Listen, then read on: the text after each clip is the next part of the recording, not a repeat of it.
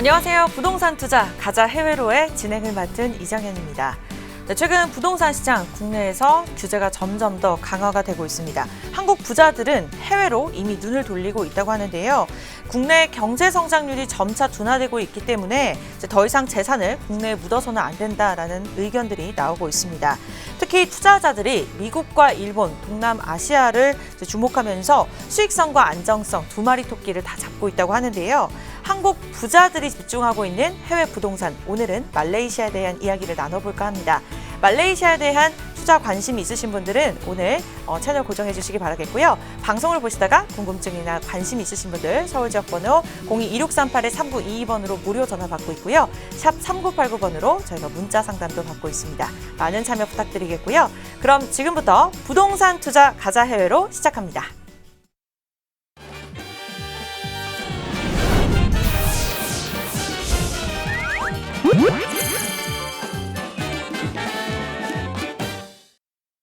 네, 해외 부동산을 향한 거침없는 하이킥이 시작이 됐습니다. 아는 사람들만 큰돈을 번다고 하죠. 어떻게 해야 성공할 수 있을까요? 오늘 그에 대한 비법들 주식회사 카라의 김진성 대표님과 함께하도록 하겠습니다. 대표님 어서 오세요. 네, 안녕하십니까.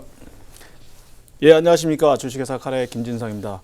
오늘도 해외 정보에 관해서 유익한 시간이 되셨으면 감사하겠습니다. 네, 최근 해외 부동산에 대한 관심이 점점 더 커지고 있습니다. 너도 나도 이제 해외 투자를 계획하시는 분들 많이 늘어나고 있는데요. 대표님, 그렇다면 해외 부동산에 관심이 이렇게 높아지고 있는 특별한 이유가 있을까요? 예, 최근 들어서 그 해외 부동산 투자에 대해서 굉장히 관심들이 많으신데요. 이제 가장 큰 이유 중에 하나가 국내 부동산 경기가 이제 얼다 보니까 어떤 대체초로 해외 부동산이 어떨까 하는 생각들을 많이 하시는 것 같습니다. 그래서 그게 가장 큰 이유가 될 것 같고요. 그리고 이제 전통적으로 해외 어떤 이제 은퇴 후의 이민이라든가 자녀들의 어떤 교육을 위해서 해외에 투자하시는 분들, 이분들까지 이제 겹쳐지면서 최근 들어서 해외 부동산 투자에 대한 관심들이 굉장히 높으시고 또 각종 세미나라든가 행사에 많이들 참여하시는 것 같습니다. 자, 이렇게 관심이 높아지고 있는 만큼 어떤 국가가 또 인기가 있는지 그런 한 내용들이 참 궁금한 것 같습니다. 어떤 곳들이 있을까요, 대표님? 예, 뭐 전통적으로 미국하고 유럽 쪽에 이제 인기가 많으시고요. 그쪽 지역은 말씀드렸듯이 이제 자녀들의 교육이라든가 어떤 이민이라든가 이런 부분에 대해서 관심이 많으신 그 자산가, 50억 이상의 자산가들이 굉장히 관심이 많으신 것 같고요. 최근 들어서 이제 그 말레이시아나 베트남 그리고 필리핀, 인도네시아 이런 동남아 지역에 또 굉장히 관심이 많으신 것 같습니다. 이 동남아 지역에 관심이 많으신 거는 말씀드렸듯이 부동산 국내 부동산 시장이 이제 좀 침체기에 접어들다 보니까 어떤 대체 투자처로서 어떤 우리 그 중산층에 계신 분들이 해외 부동산을 통한 부동산 어떤 대체의 어떤 그런 투자의 의미로서 많이 관심들을 가지시는 것 같습니다. 특히 이제 말레이시아 쪽이나 베트남 쪽은 뭐 과거에도 굉장히 인기가 많았습니다만 최근에는 이제 더 많은 분들이 관심을 가지시고 또 이제 여러 회사라든가 여러 이제 기관들에서 또 투자 유치 어떤 세미나라든지 이런 상담들을 많이 해주시면서 더욱더 각광을 받고 인기를 얻고 계신 것 같습니다. 네, 말씀하신 대로 동남아시아로 해마다 매년 이제 관심을 갖는 사람들이 늘어나고 있다고 합니다. 최근에는 은퇴 후 살기 좋은 나라로 꼽혔다고 하는데요. 이에 대한 자세한 내용 설명해 주시죠. 예, 우선 그 동남아가 가장 이제 관심을 갖는 이유 중에 하나가 말씀드렸듯이 이제 가격적인 면에서 미국이나 이제 유럽에 비해서 상대적으로 이제 저렴하기 때문에 이제 가장 많이 각광을 받는 부분이 있고요. 또 하나는 말씀드렸듯이 이제 은퇴를 하시고 나서 어디에 살 것인가를 이제 그 고심을 하셨을 때 가장 중요한 부분이 이제 물가 부분입니다. 그래서 물가 부분 때문에 이제 동남아 지역들이 이제 각광을 좀 받고 있는데요. 제가 이제 잠깐 한번 말씀을 드리면 2017년, 2018년, 2019년까지 세계에서 은퇴를 한 이후에 가장 살기 좋은 나라를 한번 꼽아왔습니다. 그 중에서 이제 여기 보시다시피 6위 지역으로 이제 말레이시아 지역이 꼽혔고요. 그리고 12위에 태국. 이렇게 아시아가 2개국이 꼽혀 있었습니다. 2018년에는 5위에 말레이시아, 그리고 역시 12위에 태국. 2019년에는 5위에 말레이시아, 9위에 태국, 그리고 12위에 캄보디아.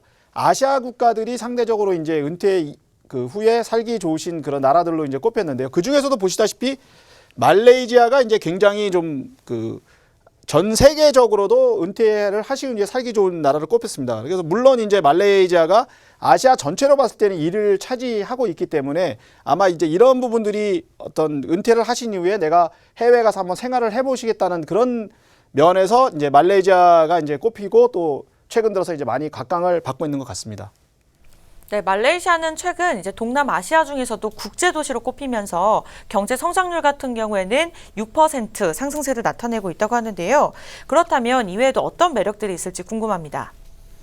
예, 이제 말레이시아가 굉장히 이제 그 각광을 받고 이제 살기 좋은 게 이제 말씀드렸듯이 이제 그 한국뿐만 그런 게 아니라 전 세계인들이 이제 살기 좋은 나라로 꼽고 있습니다. 가장 큰 이유가 뭐냐면 민족의 다양성입니다. 뭐 말레이시아에는 말레이 인종만 사는 게 아니라 뭐 전 세계 인종들이 모여 산다고 보시면 될 것 같습니다. 뭐 인도계도 있고 중국계도 있고 그리고 뭐 중동계도 있고 여러 민족들이 어울려 살기 때문에 저희가 가서 살기에 어떤 저항이라든가 이런 게 없습니다. 예를 들어서 뭐 어떤 나라에 가 사는 데 있어서 그 나라 사람들과 동화돼서 내가 외국인이라는 생각을 갖지 않고 사는 부분에서 말레이시아가 굉장히 적합한 그런 나라가 되겠습니다.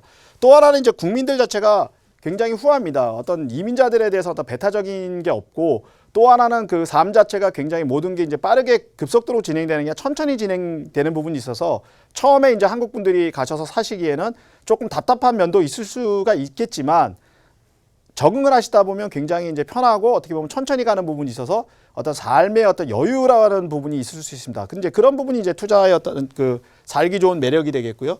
또 하나는 물가가 굉장히 저렴합니다. 물가가 저렴하다 보니까 은퇴를 하시고 나서 생활을 하시는 데 있어서 굉장히 어떤 고생하지 않고 사실 수 있으면서도 물가가 적기 때문에 어떤 경제적으로 어떤 이점을 갖고 있다는 그런 부분이 되겠습니다.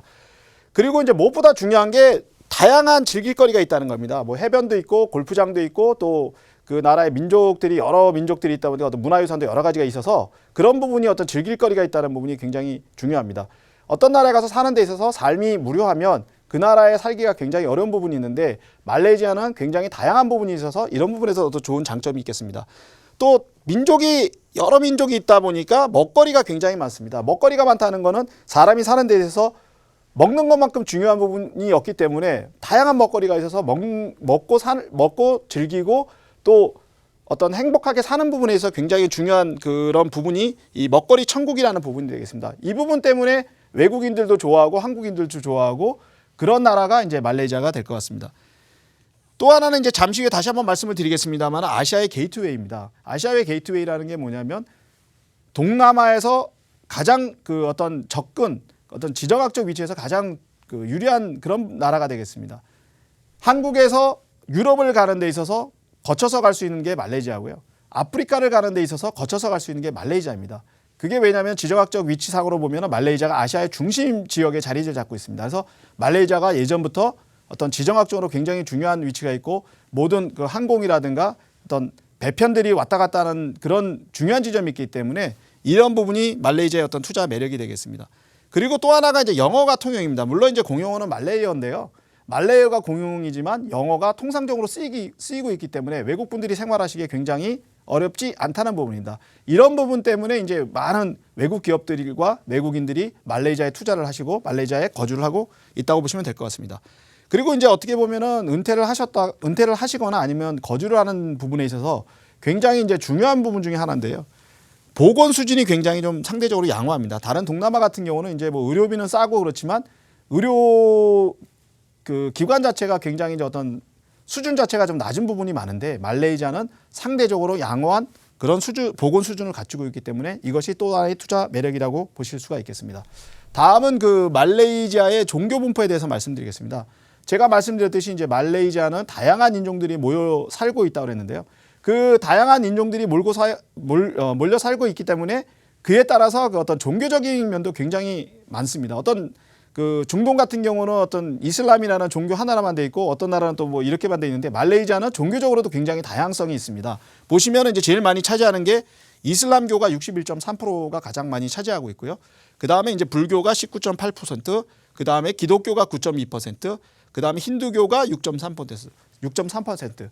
종교적으로 굉장히 다양하다 보니까 어떤 문화도 굉장히 다양하고 아까 말씀드렸듯이 음식도 굉장히 다양합니다. 그래서 서로의 어떤 다름을 인정하면서 어떤 종교적인 부분이라든가 어떤 민족이라든가 언어의 다름을 인정하면서 함께 어울려 살 수 있는 나라가 말레이시아이기 때문에 제가 말씀드렸듯이 어떤 투자적인 면이라든가 어떤 삶이라는 부분에서 굉장히 어떤 재미있고 어떤 행복한 나라 그렇게 생각할 수가 있겠습니다. 다음은 이제 좀 전에 말씀드렸듯이 말레이시아가 얼마큼 지정학적으로 중요한 위치에 있느냐에 대해서 다시 한번 말씀을 드리겠습니다. 여기가 이제 말레이시아고요. 여기가 이제 한국, 일본입니다. 한국에서 지금은 이제 뭐 항공편이 굉장히 발달해서 한국이나 일본에서 바로 뭐 이렇게 유럽으로 가실 수가 있고 중동이나 유럽으로 가실 수가 있는데 또 마찬가지로 이제 아프리카까지 가실 수가 있는데 과거에는 뭐 유럽까지 바로 가실 수가 없는 부분이 많았습니다. 뭐 중동도 마찬가지로 비행기 편수가 직항편이 별로 없어서 대부분이 이 말레이시아를 거쳐서 가는 부분이 많았습니다. 지금도 마찬가지지만은 아프리카 같은 경우는 한국에서 바로 직항으로 갈 수가 없기 때문에 대부분이 말레이시아를 거쳐서 가는 부분이 많습니다. 이런 점이 이제 말레이시아의 어떤 굉장히 중요한 부분이 되는데요. 왜냐하면은 그만큼 이제 해외로 갈 수 있는 부분이 많고 사람들이 왕래가 많은 부분이 되다 보니까 투자적인 면에서는 굉장히 어떤 매력적이라는 곳이 되겠습니다. 해외 투자에 있어서 가장 중요한 부분 중에 하나가 물류인데 물류라는 측면에서 말레이시아라는 나라는 굉장히 매력적이고 굉장히 큰 곳이라는 것을 이 지도상으로 보면 아실 수가 있습니다. 그래서 만약에 해외로 진출을 하시고 어떤 기업이라든가 이런 부분에 투자를 하시기를 고려하신다면은 말레이시아라는 나라가 물류적으로 봤을 때 굉장히 좋은 위치에 있다는 점을 한번 생각을 해보시면 좋으실 것 같습니다. 네, 투자자 마크 모비우스 아시죠? 그분 역시도 매력적인 투자처로 아시아를 꼽았다고 하는데요. 그중에서도 인도 말레이시아 시장은 관심을 가져볼 만한 투자처라는 조언을 주었습니다. 대표님, 그렇다면 말레이시아는 어떤 곳인지 좀 더 자세하게 국가 개요를 살펴볼까요? 예, 말레이시아 그 국가 개요에 대해서 한번 제가 말씀을 드려보겠습니다. 말레이시아는 이제 지도상으로 보셨다시피 동남아시아 말레이 반도에 위치하고 있고요. 인구는 뭐 3,200만 정도 됩니다. 그리고 수도는 이제 쿠알라룸푸르가 되겠고요. 면적은 33만 평방 킬로미터입니다. 그리고 인종은 말씀드렸듯이 말레이 인종이 67%, 그리고 중국이 20%가 되겠습니다. 저희가 여기서 이제 좀 주목을 하셔야 되는 부분이 전체 인종 중에 20%가 중국계인데 이 중국계가 말레이의 어떤 경제를 전체적으로 지배하고 있다고 보시면 될 것 같습니다. 저희가 이제 흔히 하는 게 화상이라는 말을 많이 하는데요. 화상이라는 거는 이제 전 세계에 있는 중국 그 상인들을 말하는데 그 화상들의 어떤 영향력이 가장 큰 나라가 말레이시아라고 보시면 될 것 같습니다. 그래서 전체 인구의 20%인 중국인들이 말레이시아 경제를 잡고 있다. 이렇게 생각을 하시면 될 것 같습니다. 그리고 언어는 말씀드렸듯이 말레이어. 물론 이제 말레이어가 공식어로 돼 있지만 말씀드렸듯이 통용되는 말은 영어라는 거. 그 이유는 뭐냐면 말레이시아가 과거 그 영국의 식민지로 있었기 때문에 아무래도 뭐 제도라든가 언어라든가 이런 부분에서 영어를 그 통용하고 있다는 부분, 그 부분을 좀 잘 이해를 하셨으면 좋겠습니다. 그리고 정부는 이제 입헌 군주제로 돼 있고요. 그다음에 GDP는 314조 정도가 되겠습니다. 그리고 독립은 1957년에 했고요. 교민은 현재 한 14,000명 정도가 지금 현재 말레이시아에 체류하고 계신다고 보면 될 것 같습니다. 물론 이제 처음에 말레이시아 나가셨을 때는 이제 그 주재원이라든가 이런 부분이 많이 나가셨는데 최근 들어서는 자녀들의 교육 그리고 은퇴 이후에 이제 그 말레이시아 쪽에 많이 나가시면서 한국의 교민이 한 14,000명 정도 지금 나가 있습니다. 그 위치는 말씀드렸듯이 그 동남아시아 말레이 반도에 지금 위치를 하고 있고요. 그래서 전체적으로 봤을 때 그 말레이시아 자체는 나라는 뭐 한국보다는 인구는 좀 적지만 면적은 좀 한국보다 좀 크고요. 인종 자체는 여러 인종으로 구성되어 있지만 전반적으로 그 중국 화상들이 어떤 경제력은 지배하고 있다는 거, 그 점을 잘 이해를 하시면 좋을 것 같습니다. 네, 이렇게 말레이시아에 대해서 전체적으로 국가 개요까지 살펴봤는데요. 물론 투자처로 고민하시는 분들이 계시겠지만 이민을 또 고려하고 계신 분들도 분명히 계실 것 같습니다. 그만큼 우리나라 사람이라면 또 교육을 빼먹을 수 없는데요. 말레이시아 학군은 어떨까요? 예, 그 말레이시아 학군에 대해서 다시 한번 말씀을 드리겠습니다. 그 말레이시아 학군은 이제 크게 두 가지로 저희가 구분할 수 있는데요. 하나는 이제 말레이시아 커리큘럼, 국내 어떤 커리큘럼에서 움직이는 학교가 있고요. 그 다음에 이제 외국인들이 많이 있다 보니까 국제학교가 굉장히 많습니다. 이제 국제학교 커리큘럼에 움직이는 학교, 이렇게 두 가지로 구분을 좀 하시면 좋을 것 같습니다. 결국은 이제 말레이시아 커리큘럼에 움직이는 학교는 공립학교라고 보시면 될 것 같고요. 물론 이제 그 말레이시아 커리큘럼 문제는 사립학교도 있습니다. 그렇지만은 대부분은 이제 공립학교 쪽에 이제 많이 관심을 가지시고 있고 공립학교에 이제 많이 진학을 시키고 계신데요. 공립학교는 신학기가 1월입니다. 그리고 학제는 우리하고 좀 달라서 11년제로 돼 있고요. 입학 연령은 만 7세입니다. 그리고 학급당 인원은 40에서 50명. 제일 중요한 학비는 연간 무료입니다. 그래서 이제 한국 분들이 공립학교의 아이들을 많이 진학시키려고 하고 있는데요. 공립학교에 진학시키기 위해서는 이제 좀 까다로운 조건이 있습니다. 우선은 이제 외국인 같은 경우는 취업 비자가 있어야 되고 취업 비자가 없으면 이제 공립학교를 가실 수가 없습니다. 취업 비자가 있어야 되는 부분이 있고요.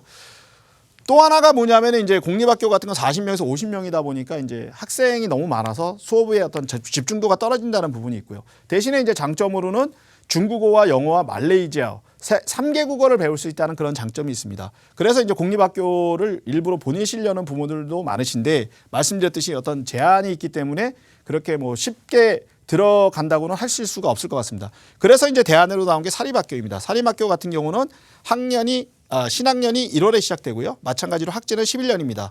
그리고 입학 연령은 만 7세이고요. 대신에 이제 학급당 인원이 공립학교는 40에서 50명인데 25명 내외. 아무래도 이제 교육의 어떤 집중도가 조금 더 높을 수가 있다는 부분이 있고요. 단지 이제 달라지는 부분은 학비가 연간 한 300만 원. 그래서 이제 한 연간 한 300만 원을 부담하시고 공립학교가 너무 인원이 많다 보니까 말레이시아 커리큘럼에 따라서 움직일 수 있는 사립학교를 또 보내시는 그런 저희 그 교민이라든가 저희 그 한국에서 가신 분들이 좀 많은 것 같습니다. 반면에 어떤 이제 향후에 이제 외국으로 진출하든가 이제 한국으로 다시 돌아오는 거를 감안했을 때 보내는 게 이제 바로 국제학교가 되겠습니다. 국제학교는 크게 두 가지로 나눌 수가 있는데요. 하나는 이제 영국식 학교가 있고 미국식 학교가 있습니다. 신학년은 그 말레이시아 공립학교나 사립학교와 달리 8월이나 9월에 시작을 합니다. 미국도 마찬가지 8월이고 이거는 이제 그 말씀드렸듯이 영국이나 미국에 진학을 할 경우에 그 학교의 어떤 계절을 맞춰야 되기 때문에 학기도 마찬가지로 그때 시작이 됩니다. 다만 학제가 영국식은 11년인데 미국은 12년입니다. 이유는 뭐냐면 미국 학제가 12년이기 때문에 졸업을 하고 그 미국에 있는 학교에 진학을 하기 위해서는 학제를 맞춰야 됩니다. 그래서 12학년으로 운영이 되고 있고요. 반면에 영국은 11년으로 운영이 되고 있습니다. 입학 연령은 이제 영국식이 만 5세 그리고 미국식이 만 6세입니다. 학급당 인원은 굉장히 이제 적어서 15에서 25명, 마찬가지로 15에서 25명입니다. 사립학교가 25명 내외인데 국제학교는 상대적으로 그거보다 더 적습니다. 그러다 보니까 이제 교육의 어떤 집중도는 더 높다고 할 수가 있고요. 다만 이제 부담되시는 부분이 뭐냐면 바로 이제 학비입니다. 200에서 한 1,000만 원이 연간 학비로 소요되는 부분이 있고요. 미국 학교 같은 경우는 900에서 1,200만 원이 소요가 되고 있습니다. 따라서 이제 그 학교는 여러 가지 형태가 있기 때문에 그 어떤 학생의 어떤 수준이라든가 또는 이제 어떤 언어를 배울 것인가에 따른 부분은 그다음에 이제 경제적으로 얼마큼 여유가 있냐에 따라서 네 가지 중에서 하나를 골라서 자녀들을 교육을 시키면 될 것 같습니다.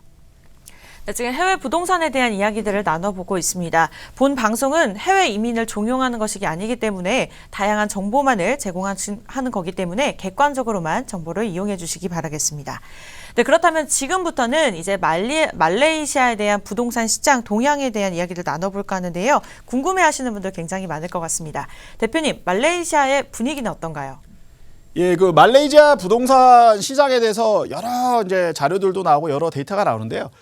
저는 이제 그 미국에 있는 그 CBRE라는 그 굉장히 유명한 이제 상업용 부동산 쪽에서 굉장히 유명한 회사가 이제 매년 레포트를 발행하고 있습니다. 근데 그 회사의 레포트를 저희가 인용을 해서 한번 그 내용을 한번 말씀을 드려보도록 하겠습니다. 그 2018년하고 이제 2019년을 볼 수가 있는데요. 말레이시아 뭐 전체적으로 보면 거의 비슷합니다. 이게 보합세라는 부분을 보시면 될 것 같고요. 전체적으로 뭐 어떤 지역이든 보합세라고 보시면 될 것 같습니다. 그런데 이제 지역별로 조금씩 이제 다른 부분도 있고 어떤 산업 그 내용별로도 조금씩 다른 부분이 있습니다. 그래서 제가 한 두 개지 요새 이제 한국에서 가장 관심 있는 두 가지 지역에 대해서만 중점적으로 말씀드리겠습니다.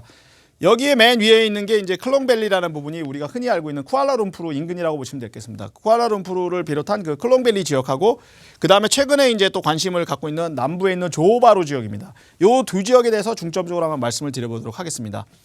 랜디드 레지던셜이라는 거는 이제 우리로 얘기하면 단독주택입니다. 단독주택 같은 경우는 2018년과 2019년에 이제 쿠알라룸푸르 지역, 클롱밸리 지역은 거의 뭐 보합세를 이룬다고 보시면 될 것 같습니다. 마찬가지로 조호바르 같은 경우도 이제 보합세라고 보시면 될 것 같고요. 하이라이즈 레지덴셜이라는 건 뭐냐면 우리로 얘기하면은 이제 주상복합 혹은 아파트가 되겠습니다. 2018년, 2019년에 지금 보면 뭐 말레이시아 같은 경우는 좀 약간 저조한 형태로 나와 있고요. 그다음에 조호바르 같은 경우도 좀 저조할 거로 예상되고 있습니다. 이유는 뭐냐면 경기 자체가 침체된다는 의미가 아니고요. 수요는 있는데 공급이 더 늘어서 수요 공급에 따라서 상대적으로 공급이 많다 보니까 여러 가지 이제 어려움이 있다는 부분입니다. 그래서 2018년, 2019년에 하이라이즈 부분은 너무 공급이 많이 돼서 이로 인해서 조금 좀 침체를 겪지 않을까 그런 우려를 하고 있습니다. 반면에 이제 사무실 같은 경우는 2018년, 2019년에 쿠알라룸푸 쪽은 보합세를 이뤘는데 19년에는 약간 좀 침체할 부분이 예상되고 있고 조호바르도 보합세였는데 약간 침체가 예상되고 있다는 부분입니다. 이거는 이제 말씀드렸듯이 공급이 너무 많아서 수요보다 공급이 너무 많다 보니까 이제 이런 부분이 생긴 부분이 있고요. 반면에 이제 상가 같은 경우 이제 주상 복합 부분도 있고 이제 뭐 상가가 어떤 같이 들어가 있는 부분인데 그거는 이제 보면 2018년, 2019년이 모두 보합세를 이루고 있습니다. 그리고 이제 순수한 상가 부분도 2018년, 2019년에 쿠알라룸푸르도 보합세고 반면에 조호바르는 조금 침체를 겪을 것이라고 생각이 됩니다. 이유는 뭐냐면 조호바르 지역이 굉장히 이제 투자의 어떤 그 각광을 받는 지역이고 여러 가지 앞으로 잠재력이 있다고 생각하다 보니까 해외 자본을 비롯해서 여러 자본들이 투입돼서 대규모 프로젝트를 짓고 있습니다. 대규모 프로젝트를 짓고 있다 보면 공급이 많아져서 결국은 어떤 문제가 생기냐면 가격의 어떤 상승보다는 하락이 올 수 있는 그런 부분이 생깁니다. 그러다 보니까 이제 이 지역이 지금 상대적으로 조호바르 지역을 좀 약간 어떻게 보면 부정적으로 보는 그런 경향이 많습니다. 그러다 보니까 이제 상대적으로 조금 약간 침체를 겪지 않을까 이런 생각을 하고 있습니다. 공업용, 산업용 같은 경우는 이제 쿠알라룸푸르는 2018년에는 보합세였는데 2019년에는 상대적으로 조금 오를 것으로 예상이 되고 있고요. 그 다음에 조호바르 지역은 이제 뭐 어떤 상태가 계속 지속적으로 보합세로 갈 것으로 보고 있습니다. 호텔 부분도 쿠알라룸푸르는 2018년 보합세에서 2019년에는 조금 상승세가 될 것으로 예상되고 있고요. 조호바르는 그 상태 그대로 유지될 것으로 보여지고 있습니다. 전체적으로 봤을 때 말씀드렸듯이 2018년이나 2019년이나 부동산 시장은 크게 업앤다운이 없이 전체적으로 보합세를 이룰 것이라는 게 말레이시아 부동산을 보는 그 전 세계 어떤 부동산 중개하시는 분들 혹은 부동산을 연구하시는 분들의 어떤 전체적인 의견이라고 보시면 될 것 같습니다. 네, 그렇다면 대표님, 말레이시아 부동산 투자를 고려했을 때 외국인들을 위한 투자 가이드가 따로 있을까요? 예, 제가 방송에서 여러 차례 말씀을 드렸습니다만 그 각 나라마다 어떤 외국인에 대해서 투자에 대해서 어떤 가이드라인이 조금씩 다릅니다. 근데 상대적으로 말레이시아는 굉장히 이제 어떤 투자에 있어서 좀 자유로운 부분이 많습니다. 먼저 말씀드리면 이제 소유권에 대해서 제한이 없습니다. 말레이시아에 이제 그 어떤 투자를 하셨을 때 외국인이냐 내국인이냐 상대적으로 어떤 구분 없이 소유권에 제한이 없다는 것이 굉장히 큰 장점이 될 것 같습니다. 다만 저희가 이제 고려를 하셔야 될 게 뭐냐면 최저 부동산 투자 하한선이라는 게 존재합니다. 일정 금액 이상을 투자를 해야 된다는 부분이 있는데 그 금액이 얼마냐면 100만 링깃, 한국 돈으로 얘기하면 한 2억 8천만 원 정도가 됩니다. 다만 이제 조호바르 지역은 이제 제한이 없다는 부분이 있고요. 또 이제 아까 말씀드렸던 클롱밸리 인근 지역 같은 경우는 또 제한선이 200만이라는 부분이 있습니다. 그래서 이 부분은 고려를 하셔야 되는데요. 어쨌든 간에 이제 최저 부동산 제한이 있기 때문에 외국인이 투자해서 물론 소유는 제한이 없지만 이 금액 이상을 투자를 하셔야 된다는 부분을 반드시 고려를 하셔야 됩니다. 그리고 대출도 50에서 60%까지 외국인한테 자유롭게 해줄 수 있는 부분이 있고요. 양도소득세 같은 경우는 내국인은 15%인데 외국인 같은 경우는 30%입니다. 근데 30%이 영원히 30%라는 게 아니고요. 5년 이내에 팔았을 경우만 30%입니다. 만약에 5년 이후에 팔았을 때는 5%입니다. 이 얘기는 무슨 얘기냐면 투자를 해서 어떤 단기적인 어떤 시세 차익을 하기보다는 장기적으로 부동산에 투자하라는 그런 의미가 되겠습니다. 그래서 투자를 하시는 부분에 있어서 이런 양도소득세, 내가 5년 이후에 팔면은 5%의 양도소득만 낸다는 걸 생각하시고 가급적이면 뭐 5년 이후에 만약에 뭐 금액이 많아서 30%를 내고도 많은 이익이 있다면은 그 전에 파셔도 되겠지만 그렇지 않다 그러면 양도소득세가 5년 이후에는 5%라는 점을 감안하셔서 투자를 하시는 게 좋으실 것 같습니다. 그리고 이제 토지 소유는 프리홀드하고 리스홀드로 나눠져 있는데요. 프리홀드와 리스홀드의 차이는 뭐냐면 프리홀드는 말 그대로 100% 소유가 가능한 거고요. 리스홀드라는 거는 토지 소유는 안 되고 위에 있는 건물만 소유되는 겁니다. 우리가 흔히 얘기하는 지상권이라고 얘기하는데요. 프리홀드와 리스홀드로 나눠지기 때문에 부동산을 구입하실 때 토지가 과연 프리홀드로 돼 있느냐 아니면 리스홀드로 돼 있느냐 이 부분에 대해서도 굉장히 좀 조심을 하시고 보셔야 될 것 같습니다. 가격이 싸다고 봤는데 토지가 리스홀드라고 돼 있으면 만약에 99년 이후에는 소유권이 넘어가는 부분이 있고 이런 경우에 부동산은 대부분 어떻게 되냐면 오랜 기간이 지나면 부동산 가격이 떨어지는 부분이 있습니다. 그거는 왜냐면은 리스홀드이기 때문에 어느 기간이 지나면은 그게 딴 사람한테 넘어가는 부분이 있어서 가격이 떨어지는 부분이 있기 때문에 투자를 하실 때 가격이 싸다고 해서 무조건 좋은 것이 아니고 이 프리홀드하고 리스홀드에 대한 확인을 반드시 하는 게 좋을 것 같습니다. 네, 이렇게 말레이시아에 대한 투자 팁까지 어디서도 볼 수 없는 정보까지 제시해 주셨습니다. 한국 부자들이 주목하고 있는 말레이시아, 그중에서도 알짜배기 물건들에 대한 내용들 저희가 또 제시해 드리도록 할 테니까요. 추후에 방송을 보시다가 궁금증이나 고민이 있으시다면 서울지역번호 022638-3922번으로 전화 주시면 되겠고요. 샵 3989번으로 문자를 보내주셔도 저희가 이에 대한 이야기들 자세하게 상담 도와드리겠습니다. 저희는 이어서 해외 부동산 투자 컨설팅 해드리는 시간으로 다시 만나볼게요. 잠시만요.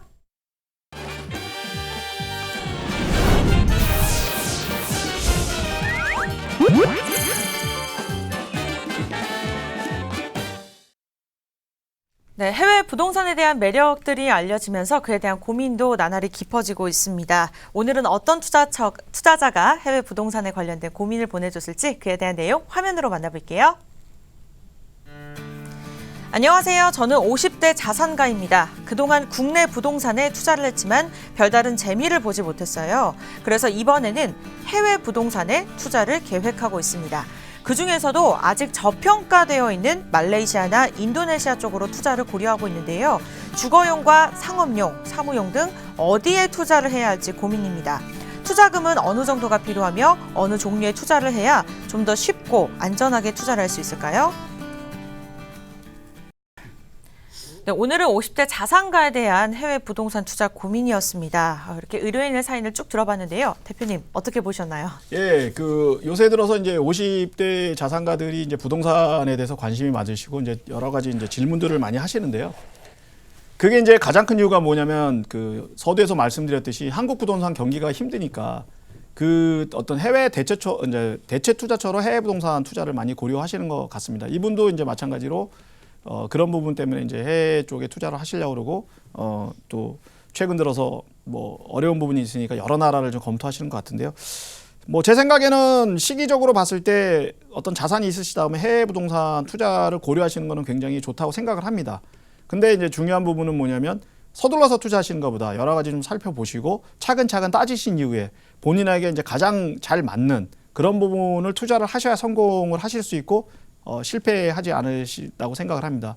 무엇보다 중요한 게 뭐냐면 50대에 투자를 하시는 거는 이제 본인뿐만 아니고 이제 향후도 생각을 해야 되는 부분이 있습니다. 그리고 투자라는 게 한국 부동산하고 달라서 해외 부동산이 바로 뭐 팔고 내 마음대로 처분하고 이런 부분이 아니기 때문에 그런 부분에 대해서 충분히 좀 검토를 하시고 또 전문가들하고 많이 상담을 하셔서 투자를 하시면 제가 볼 때 가장 성공적인 투자가 되지 않을까 그렇게 생각이 됩니다.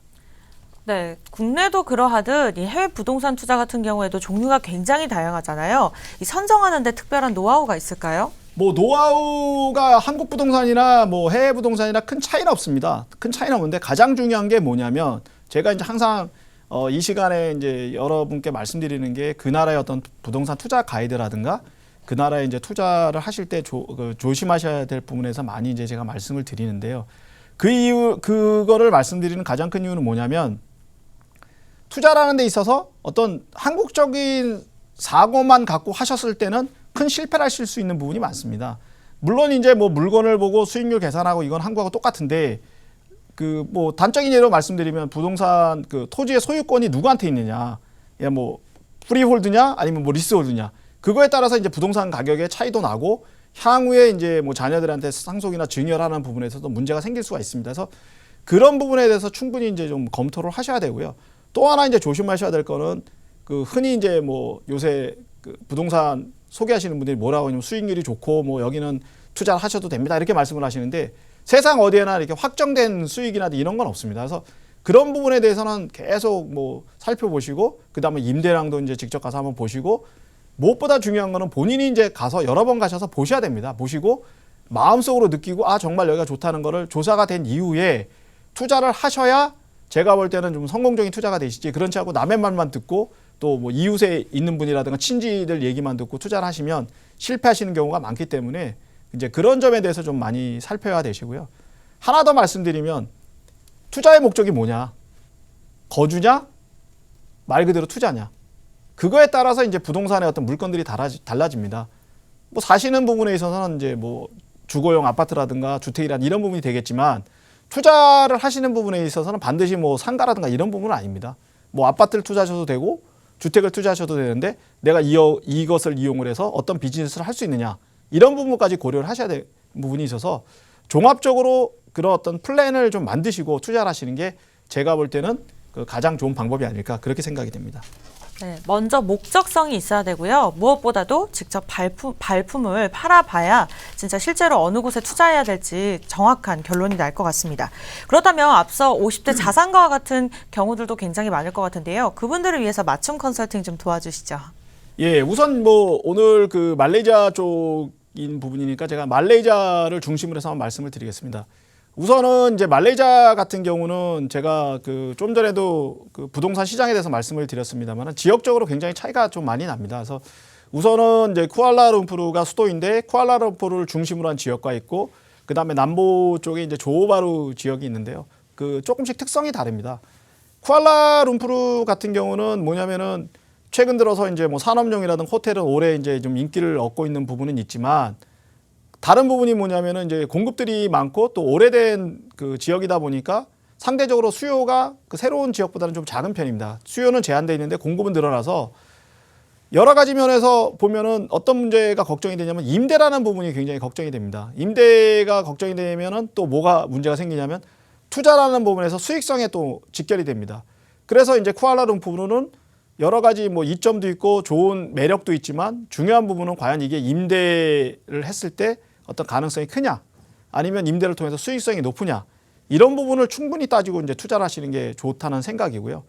조호바루 지역 같은 경우는 싱가포르하고 인접해서 어떤 분명히 잠재력은 뛰어난 지역은 맞습니다. 하지만은 투자자 입장에서 너무 매력적인 지역이다 보니까 여러 중국을 비롯한 여러 자본들이 투입을 해서 대형 프로젝트를 짓고 있습니다. 그 대형 프로젝트를 짓는다는 것은 뭐냐면 매수자 입장에서는 여러 가지 선택이 있어서 굉장히 뭐 다양한 거를 내가 고를 수 있다는 부분은 좋은데 문제는 고르고 나서 만약에 이게 수익형이라고 그러면 임대가 마찬가지로 이제 공급이 너무 많다 보니까 임대 시장이 너무 작아서 임대료를 뭐 싸게 줄 수 있는 부분도 있고 장기간 임대가 안 돼서 공실로 남는 부분이 있습니다. 그래서 이제 그 부분도 충분히 좀 고려를 하셔야 제가 볼 때는 이제 투자를 하시는데 문제가 없을 것 같습니다. 그리고 또 하나가 뭐냐면 이제 말레이시아 같은 거는 제가 말씀을 드렸듯이 외국인 부동산 투자 그 매수 금액 제한이 있습니다. 그래서 뭐 100만 링깃이 이제 제한인데 조호바루 같은 지역은 제한이 없지만 또 그 쿠알라룸푸르 인근 지역 같은 건 200만 링깃이라는 또 금액이 정해져 있습니다. 그래서 지역에 따라서 이 투자 금액들이 굉장히 다르기 때문에 내가 과연 투자할 수 있는 금액이 얼마고 또 거기에 맞는 지역이 어떻고 그런 거를 이제 종합적으로 좀 보셔야 될 것 같습니다. 제가 좀 종합을 해서 말씀을 드리면 말레이시아 같은 경우는 분명히 이제 여러 외국인들이 많이 좋아하고 한국 분들도 많이 선호를 하시는 부분이어서 제 생각은 말레이시아에 투자를 하신다 그러면 뭐 이렇게 크게 실패를 하실 것 같지는 않습니다. 그리고 뭐 경제도 지금 안정이 돼 있고 또 여러 가지 매력이 있어서 좋은 부분이 있는데 꼭 어떤 곳에 투자를 해야 된다고 뭐 저한테 물으신다 그러면 저는 장기적으로 보아서 조호바루 쪽에다 투자를 하시라고 좀 말씀을 드리고 있습니다. 조호바루를 투자라고 말씀을 드린 이유는 가장 중요한 게 싱가포르하고 가깝다는 겁니다. 바다 건너가 싱가포르이기 때문에 싱가포르는 아시다시피 이제 동네가 너무 작고 그리고 이제 그 도시국가이다 보니까 이제 어떤 주거 환경이라는 부분에서 굉장히 좀 밀집이고 또 너무 비싼 부분이 있습니다. 그러다 보면 아무래도 이제 뭐 다리 하나 건너면 말레이시아긴 하지만 상대적으로 조호바루에서 그 싱가포르로 출퇴근하기에 굉장히 용이하고 현재 뭐 여러 가지 이제 교통 시스템을 지금 만들고 있습니다. 그러다 보면 이제 싱가포르에 거주하시는 분이 너무 이게 물가가 비싸고 여러 가지 비싸기 때문에 말레이시아로 와서 이제 어떤 임대라든가 집을 그 구입하실 그런 기회가 많이 생깁니다. 그런 점을 이제 감안을 하면 잠재성이 뛰어난 조호바루가 제가 볼 때는 말레이시아에서 좋은 투자처가 아닐까 이렇게 생각이 됩니다. 하지만 이제 다시 한번 말씀을 드리겠습니다. 현재 상황에서는 너무 많은 프로젝트가 진행되고 있다 보니까 임대라는 부분에서 좀 어려움을 겪을 수 있기 때문에 임대를 하실 때 가급적이면 내수 쪽을 보지 마시고 외국인들이 선호하고 외국인들이 좋아할 수 있는 그런 지역에 좀 투자를 하시고 좀 상담을 받으셔서 하시면 제가 볼 때는 좀 좋은 투자가 되지 않을까 그렇게 생각이 됩니다. 네, 이렇게 투자를 고려했을 때 유익한 정보들 오늘 정리를 해주셨습니다. 방송을 보시다가 말레이시아에 관련된 궁금증이나 고민이 있으시다면 저희 서울지역 번호 022638-3922번으로 무료로 전화 주시면 되겠고요. 샵 3989번으로 문자를 보내주셔도 이와 같이 자세하게 상담 도와드리도록 하겠습니다. 저희는 잠시 후에 또 알짜배기 물건들 가지고 찾아뵐게요.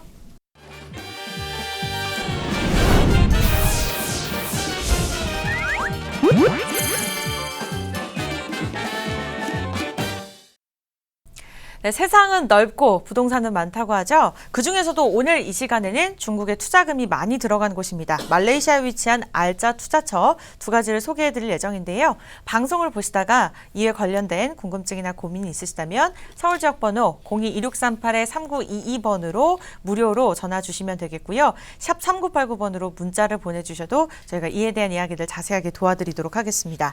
네, 그럼 해외 부동산 첫 번째 물건부터 바로 만나볼게요. 화면으로 만나보시죠. 네, 첫 번째 물건입니다. 말레이시아 조호바루 레지던스죠. 위치는 말레이시아 조호바루에 위치해 있습니다. 면적은 44제곱미터에서 137제곱미터고요. 구조는 아주 다양합니다. 방 1개, 2개, 3개, 4개 선택이 가능하고요. 화장실도 1개, 2개, 3개, 4개 여러 가지로 구성이 되어 있습니다. 실투자금은 이제 방이나 화장실 개수에 따라서 1억 6천만 원에서 3억 5천만 원으로 예상이 되고 있습니다. 네, 앞서 고민 상담을 도와주실 때 대표님께서 말레이시아 조호바루에 대한 이야기를 주셨는데요. 오늘 물건, 이에 대한 레지던스였습니다. 입지 여건부터 들어볼까요?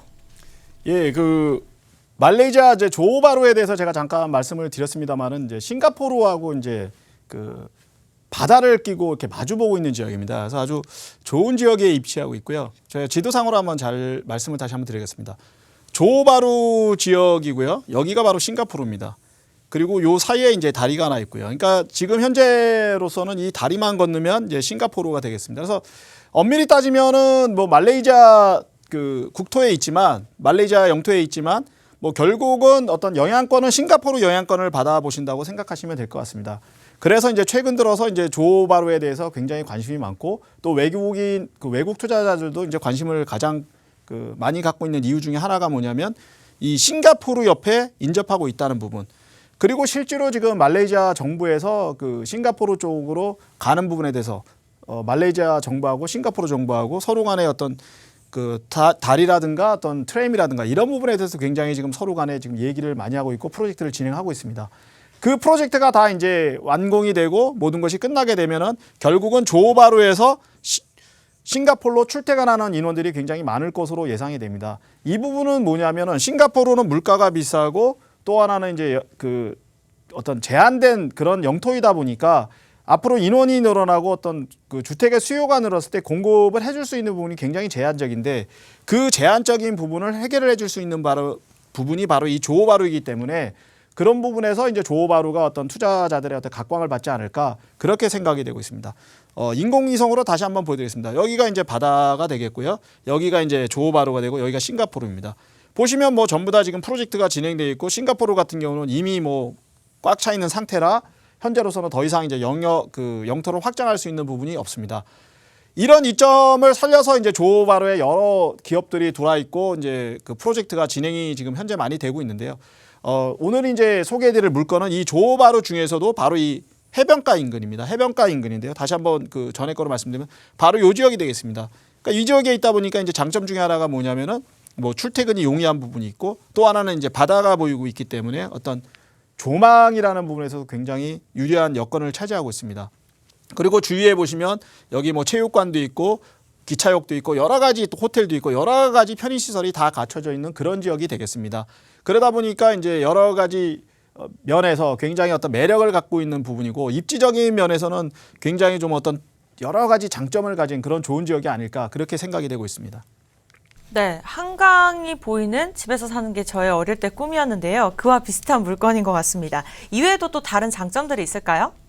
예, 우선은 이제 말레이시아 조호바루에 대해서 제가 말씀을 드릴 때 계속 강조하는 부분이 바로 이겁니다. 이상적인 위치. 이상적인 위치는 이제 크게 두 가지로 나눠질 수 있는데요. 첫 번째는 싱가포르하고 바로 이제 직접적으로 연결될 수 있다는 부분이 가장 좋은 부분이 되고요.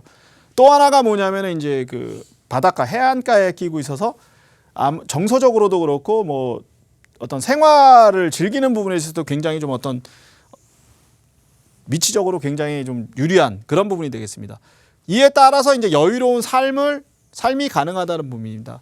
뭐 해양 스포츠를 할 수 있는 부분도 있지만 내가 저녁에 같이 가족끼리 이렇게 산책을 한다든가 그런 부분이 가능한 부분이 바로 조호바루가 되겠습니다. 물론 이제 말레이시아는 여러 지역이 이제 바다를 끼고 있는 부분이 있고 해안가가 아름다운 부분으로도 유명한데요.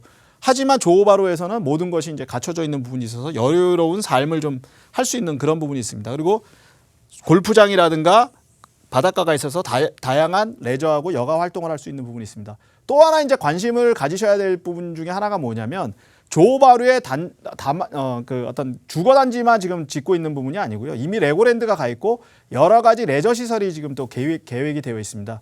그 레저 시설이 이제 들어오다 보면은 아까 말씀드렸듯이 다양한 레저 활동도 하고 여가 활동도 할 수 있는 부분이 있지만 투자적으로 봤을 때 이제 어떤 외국인들이 많이 오고 관광들이 많이 오기 때문에 어떤 인구의 유동성이 굉장히 좋아집니다. 인구의 유동성이 좋아진다는 얘기는 뭐냐면 어떤 상업용도 그렇지만 주거용이라는 부분에서 있어서 어떤 투자의 가장 큰 장점으로 떠오를 수 있는 부분이 있습니다. 그래서 그런 부분에 대해서도 한번 좀 관심을 가지셔야 되고 조호바루의 장점이라는 부분을 생각하시면 좋을 것 같습니다.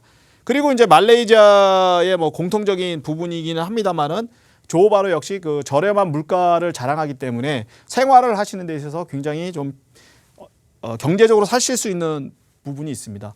그리고 이제 자녀들을 두신 부분이라든가 혹은 이제 향후에 어떤 이민이라든가 은퇴 이민을 생각하시는 부분한테 관심을 가지셔야 될 부분이 뭐냐면 바로 이 교육의 도시라는 겁니다. 앞에서 말씀드렸듯이 이제 말레이시아 같은 경우는 크게 네 가지 형태의 교육 형태가 있는데요. 조호바루 같은 경우는 바로 싱가포르를 끼고 있어서 국제학교들이 굉장히 많습니다. 국제학교가 많다는 얘기는 뭐냐면은 그 자녀들을 어떤 교육을 시키는 데 있어서 굉장히 어떤 유리한 부분이 있습니다. 특히 이제 말레이시아는 말레이어도 배우지만 중국어도 배우고 또 하나는 영어까지 배울 수 있는 그런 흔치 않은 나라이기 때문에 자녀들의 어떤 교육을 생각하시는 부분이 계시다면 말레이시아 중에서도 어떤 조호바루를 생각을 하셔서 가시면 여러 가지 좋은 부분이 있습니다. 또 하나는 이제 말레이시아에서 교육을 하시고 이후에 싱가포르에 가서 교육을 시킬 때도 바로 다리 하나 건너서 싱가포르이기 때문에 그런 부분까지 종합적으로 고려를 하신다 그러면 조호바루가 굉장히 어떤 교육이라는 면에서 장점이 되지 않을까 그렇게 생각이 되고 있습니다.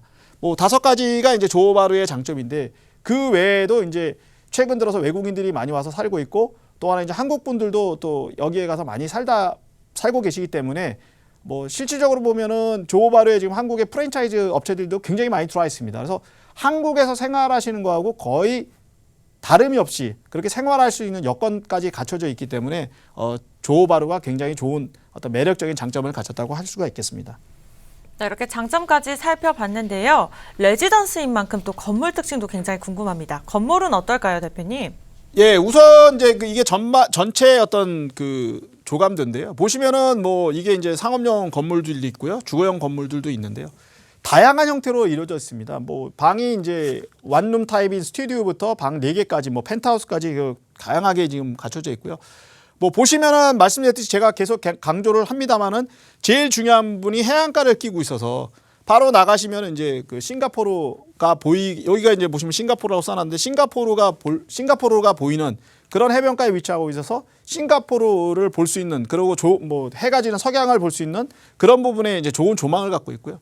또 하나는 이제 이처럼 이제 그 입주민들이 어떤 여가를 즐길 수 있는 여러 가지 시설들이 있습니다. 뭐 데크가 있어서 그에서 보시는 방법도 있고 또 하나는 비즈니스 센터도 있고 또 커뮤니티 센터 있고 여러 가지 이제 어떤 부분이 있어서 굉장히 장점으로 보실 수가 있습니다.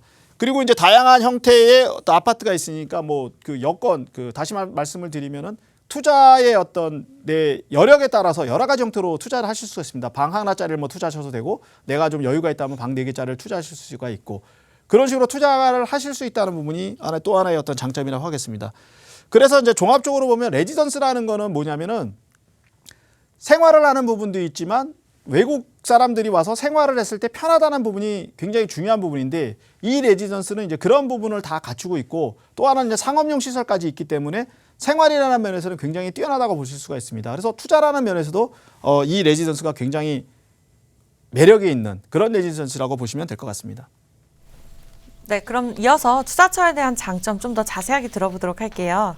예, 말씀드렸듯이 이제 제일 중요한 거는 접근성이 용이하다는 부분입니다. 뭐 싱가포르 바로 건너 있다는 부분도 있고요. 그 다음에 이제 생활 인프라 제가 말씀드렸듯이 상업용 시설이라든가 모든 게 다 갖춰져 있기 때문에 생활 인프라가 다 갖춰져 있다는 건 생활에서 굉장히 뛰어나다는 부분입니다. 그래서 이런 부분이 좋다는 부분이 있고요. 신축 건물이라는 부분이 있어서 장기적으로 어떤 시세 차익이라는 부분에서도 어떤 저희가 기대를 할 수 있는 그런 곳이라고 하겠습니다. 네, 신축인 만큼 또 투자 금액이 궁금한데요. 투자 금액은 얼마 정도가 될까요? 예, 투자 금액은 이제 방 하나가 1억 6천만부터 시작하고요. 그다음에 이제 3억 5천만 원이 이제 그 방 4개짜리입니다. 예상 임대가는 한 60만 원 정도 되고요. 뭐 향후에 이제 그 싱가포르 쪽하고 많이 그 소통이 될 수 있으면 예상 임대가는 좀 올라갈 것 같습니다. 실투자금은 이제 1억 6천에서 3억 5천인데 말씀드렸듯이 5에서 60%는 현지에서 론을 받을 수 있으니까 실질적으로 실투자 금액은 뭐 반 이상으로 줄어들 수 있다고 그렇게 생각이 됩니다. 네, 방송을 보시다가 오늘 소개되는 이 물건에 관해서 궁금증이 있으시다면 서울 지역 번호 02-2638-3922번으로 무료 전화 주시면 되겠고요. 샵 3989번으로 문자를 보내주셔도 저희가 이에 대한 이야기들 자세하게 나눠드리도록 하겠습니다. 네, 이어서 또 다음 물건 바로 화면으로 만나보도록 할게요.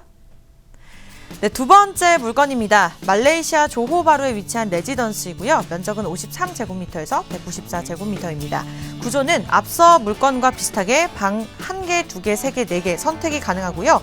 화장실도 2개, 3개, 4개로 다양하게 구성이 되어 있습니다. 실투자금은 1억 원입니다. 네, 이어서 가장 먼저 입지 여건부터 들어보도록 할까요? 예, 입지 여건에 대해서 말씀드리겠습니다. 뭐 이미 조호바루에 대해서는 말씀을 드렸기 때문에 제가 다시 한번 말씀은 안 드리고요. 조호바루 지역에서도 약간 외쪽에 있습니다. 중요한 부분이 뭐냐면 제가 말씀드렸듯이 레고랜드가 옆에 있습니다. 레고랜드가 있다는 거는 외국인들이 많이 올 수 있는 지역이라는 부분을 생각하시면 될 것 같습니다. 물론 이제 건너서는 싱가포르라는 것도 다시 한번 말씀을 드리고요. 뭐 조금 전에 말씀드렸지만 레고랜드가 있다는 게 이 그 매물의 가장 큰 장점이 되겠습니다. 나머지 지역은 이제 조호바루이기 때문에 역시 싱가포르로 왔다 갔다 하시는 분들 그리고 외국인들이 많이 거주하시는 부분이라는 점이 이 레지던스의 어떤 장점이라고 하겠습니다. 네, 이어서 바로 건물 특징 확인해 볼게요. 건물은 레지던스이기 때문에 이제 하이라이즈 레지던스 때문에 전체적으로 건물이 높고요. 거기에 따라서 이제 방이 1개부터 4개까지 구분이 되는 그런 지역이 되겠습니다. 뭐 전에 있는 물건하고 거의 대동소이합니다만 다른 부분이 뭐냐면 여기는 이제 굉장히 좀 화려하게 돼 있습니다. 화려하게 돼 있는데 반면에 가격은 상대적으로 저쪽보다 좀 전에 소개드렸던 물건보다는 조금 낮습니다. 그 이유는 뭐냐면 좀 전에 소개드렸던 물건은 바로 조호바루 중심 그 싱가포르 건너는 지점이 있는데 여기는 상대적으로 조금 떨어져 있는 지점이 있습니다. 그러다 보니까 상대적으로 가격이 낮은 부분이 있는데 오히려 안에 있는 시설은 더 화려하고 더 고급 자재로 돼 있다는 그런 부분이 이 건물의 특징이라고 하겠습니다. 네, 앞서 소개해 주신 물건과 거의 비슷한 물건인 것 같은데요. 이외에 또 특별한 장점이 있을까요? 뭐 제일 중요한 거는 이제 최적의 입지는 뭐 앞에 있는 물건하고 거의 같다고 보시면 되고요.